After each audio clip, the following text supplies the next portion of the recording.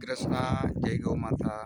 ચાલો મિત્રો, આપણે 14 જાન્યુઆરીએ બાપુજીની વાડી ખાતે જે સંકલ્પ કરેલો કે આપણા વડાપ્રધાન શ્રી મોદી સાહેબ પ્રકૃતિ સાથે લોકોને જોડી, એટલે કે પ્રાકૃતિક ખેતી કરી લોકોના સ્વાસ્થ્ય માટે અને ખેડૂતોના આવકની હિત માટે જે કાર્ય કરી રહ્યા છે, અને એમના માટે અહીંયા આપણા ગુજરાતમાં આપણા રાજ્યપાલ શ્રી ખૂબ જ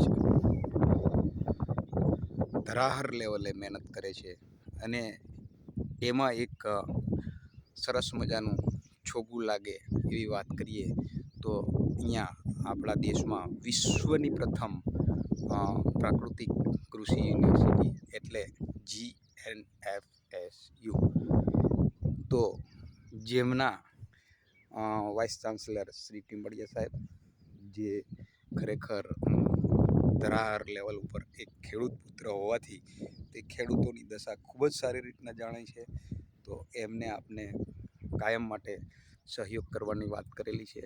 તો આપણી પણ એક રાષ્ટ્ર માટેની ફરજ બને છે કે આપણે એ બધાના સ્વપ્નોને સાકાર કરવા, એમના અથાગ પ્રયત્નોને સાકાર કરવા નાનકડી એવી મહેનત કરી અને એમને સપોર્ટ આપવો જોઈએ, નહીં કે વાતો કરીને. તો ચાલો આપણે નક્કી કરેલ ટીમ્બડિયા સાહેબની હાજરીમાં નક્કી કરેલ બાપુજીની વાડીને એક સહકારી ધોરણે ડેવલપ કરવા માટે, એટલે કે કોમ્યુનિટી ફાર્મ, બાપુજીની વાડી એટલે આપણું ખેતર, ત્યાં એક સરસ મજાનું કિચન ગાર્ડનિંગ મોડેલ બનાવીએ છીએ.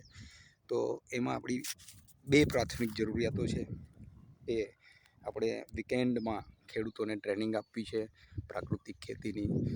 તો એમના માટે પહેલી જરૂરિયાત છે ગાય માતાઓની. તો આપણે અહીંયા એક 50 ગાય માતાઓનું યુનિટ બનાવવા જઈ રહ્યા છીએ. તો એ યુનિટની શરૂઆત કરતાં પહેલાં આપણે એમને હેલ્ધી રાખવા માટે, સારું ખાવાની જોગવાઈ કરવા માટે આપણે અહીંયા નેપિયર ગ્રાસ, શેરડી જેવા અનેક વાવેતરો કરશું.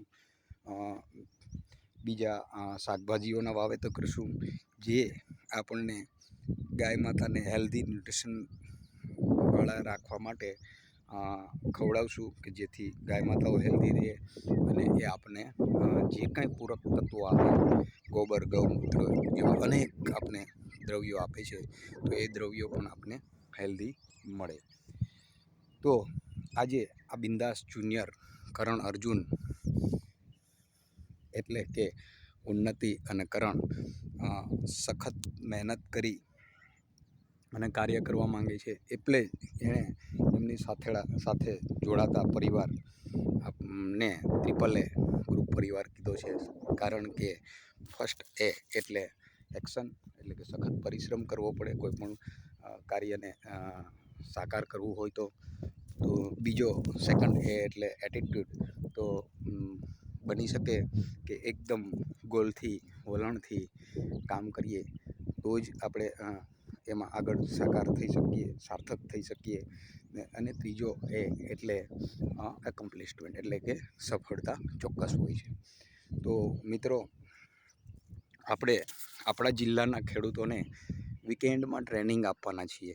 તો ટ્રેનિંગમાં એક સાથે એકને પૂરક એવી ખેતી કરી અને કેવી રીતના સફળ થઈ શકાય, કેવી રીતના આવક વધારી શકાય, અને એ પણ પ્રાકૃતિક, એટલે કે કોઈ પણ જાતના પેસ્ટિસાઇડ્સ કે ફર્ટિલાઇઝર વગર. તો એ ખેડૂતોને ટ્રેનિંગ સાથે આપણી સામે રૂબરૂ બતાવવા માટે આપણે અહીંયા 160 × 430 ફૂટનો એક ડેમોન્સ્ટ્રેશન પ્લોટ બનાવી છે, જેની અંદર અનેકો પ્રકારના વાવેતરો કરશું. તો જેમાં આપણે એમના 7 ભાગોમાં ડિવાઈડ કર્યો છે આ પ્લોટને. તો એમાંનો એક પ્લોટ 80/160નો, કે જેઓને આવી રીતના આપણે બેડ પદ્ધતિથી તૈયાર કર્યો છે, નાળીઓ છે.